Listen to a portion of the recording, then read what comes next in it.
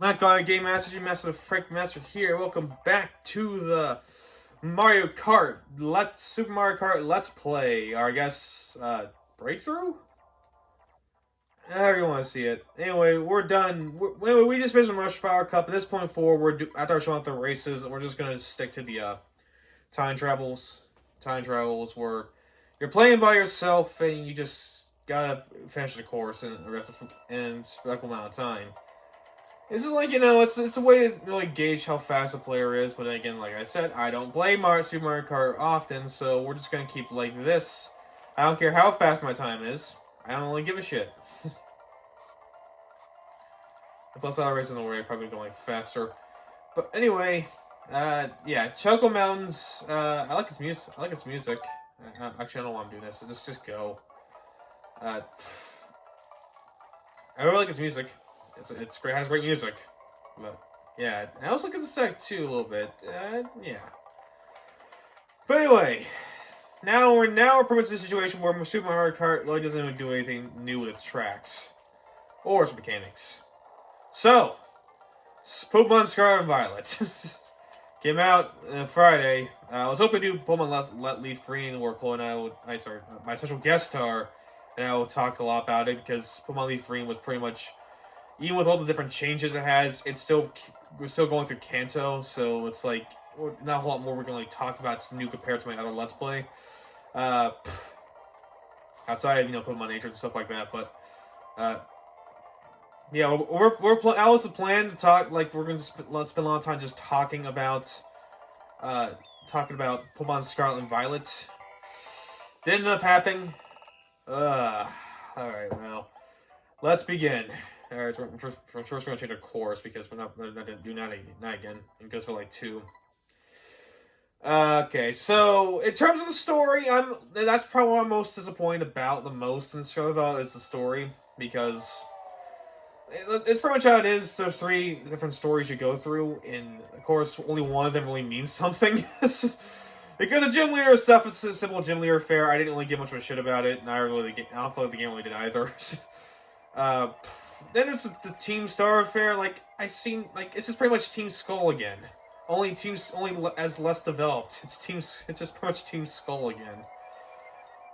And I mean, granted, I do like Team Skull, but again, it didn't really have Team Skull's charm that really made, Team Skull. Then there's the other one where it actually had some weight to it that I feel like they didn't go far enough with.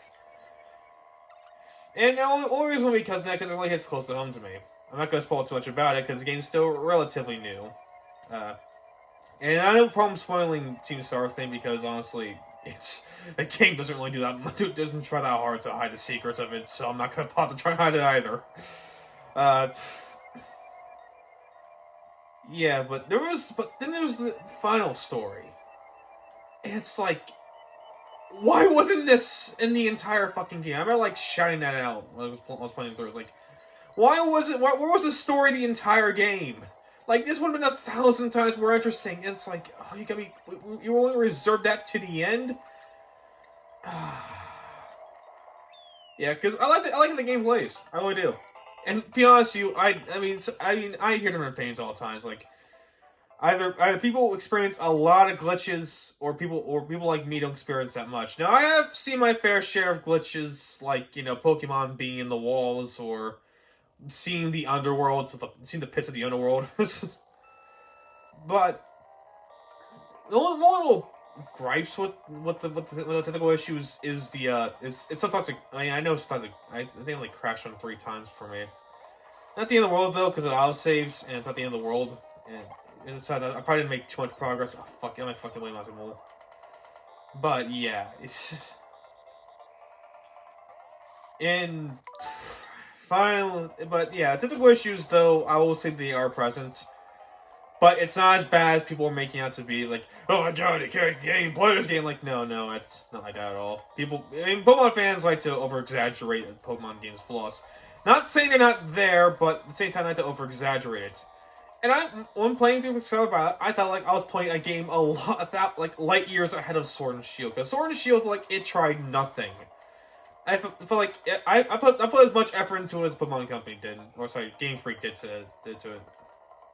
And say, Yeah, I can tell Sword and Shield was just so fucking boring. But Scarlet Violet, they actually try to do something with its gameplay mechanics. It didn't go. I didn't think go far enough in terms of like I think, like how in that Pokemon Origins anime where when Red meets up with Brock for the first time and he says like, well, we gym leaders either valuing where you're at your story choose our team to help fight against you. Like that's what it should have done, Like I understand I'm doing the Pokemon not necessarily because you gotta make stronger Pokemon out there eventually, but gym leaders should have done that. Whereas like it should evaluate where you are in the story and let you just proceed like that. Like you go always fight the Ice type gym leader and he has like level 4, like you're like level 12 or 15. He has like level 15 Pokemon instead of like level 40. Like that would be a lot more interesting. I didn't do that. I'm just gonna kind of give you a spoiler on that one. I didn't really do that. Trust me, I learned the hard way. I learned the hard way, but I wish there was freedom, but I wish you gave you just a tiny bit more freedom. Like you can really challenge the order you want instead of just you gotta make sure you go outside the path. But I do like the objectives it has to. Like gym leader, like how like gym leaders, you have to get gym leaders so you can that's gym badges so that Pokemon can respect you. You had to do Team Star, get some of the better teams out there. You gotta do paddle lifting to get your bike to actually do something. But like, feel like they actually gave some sort of reward for your method that really helps you on your journey instead, just like, you got a gym badge. You can now use this fucking HM. Hooray.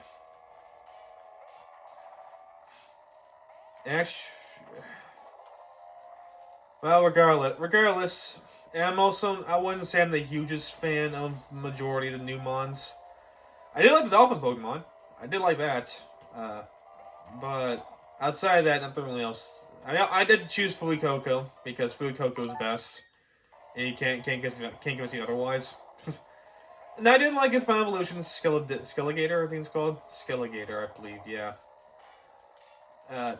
As for the other evolutions, I kind of assumed the grass cow is going to be bipedal. Which at that point, it's like I don't want people getting their hopes up for it. It's going to be bipedal, and oh, look at that, furry bait, you go, baby. I says that when his favorite Pokemon's Lucario. Oh no, hold on, I like Ampharos and Crocodile too, which were in that game, and you best believe I did use them. Because Ampharos, well yes, slow is fantastic, and you can't even see otherwise. And Crocodile, it's just very fucking powerful. I like ground types. And I guess dark types to an extent. Though, like I said, to an extent.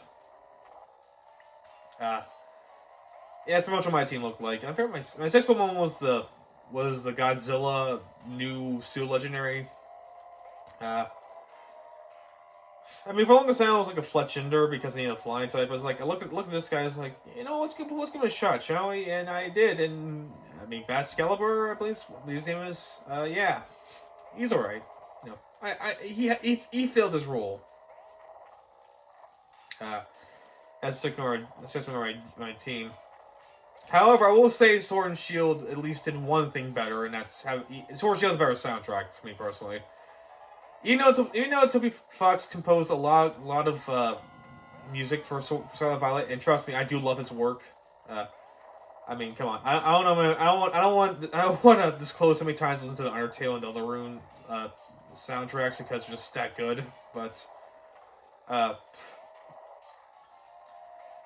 will have to say that, but outside the few tracks I did really like that he composed, I didn't really care for the majority of the music. It's fine, I'm not saying it's ear-grating, Like, I was annoyed, I just didn't really care for it. However, I did like a few themes about it, especially the final boss theme, which Toby Fox did compose. And I guess to an extent I did like Ed Sheeran's post-credits song. But now we ask the current question, what do I expect from Pokemon going forward? Because at this point, like I said, I'm a huge Pokemon fan, have been for my entire life. Well, not actually my entire life, sorry. Ever since, like, 10, it's been like over 11 years now since I've been a fan of this thing. Okay, I've been a fan when I first played Pokemon Black and White, so, where do my expectations go from here? If there is going to be a Generation 10 or a Gen 5 remake, First off, I want them to finally stop being chicken shit about it and actually put fucking voice acting to the cutscenes. It'll make a lot more of their character ones feel a little more tolerable. Like, I get it. Voice acting in games haven't really been been greatest. When Mario did it, I mean, Bowser like Cookie Monster, and it's like, but Zelda did it, and like, I mean, I'm not really a huge fan of Breath of the Wild's story. It's not really the best thing in the world, but at the very least, it at least adds some more emotional impact to some of the scenes, because good voice acting can do that. You did it for Pokemon New Snap, why can't you do it for a mainline generation game? Like I was saying that during the time when I find the Dark Tide Gym Leader in Sword and Shield, and I'm saying it now, especially when all the those real-time cutscenes. It's like, just pull the trigger, man. Get great in voice acting. Even bad acting would make these scenes better. The other thing too is that stuff. I mean, I understand why they keep doing it, because it's holiday. They want to make sure at least on the holiday scene where you get all the money.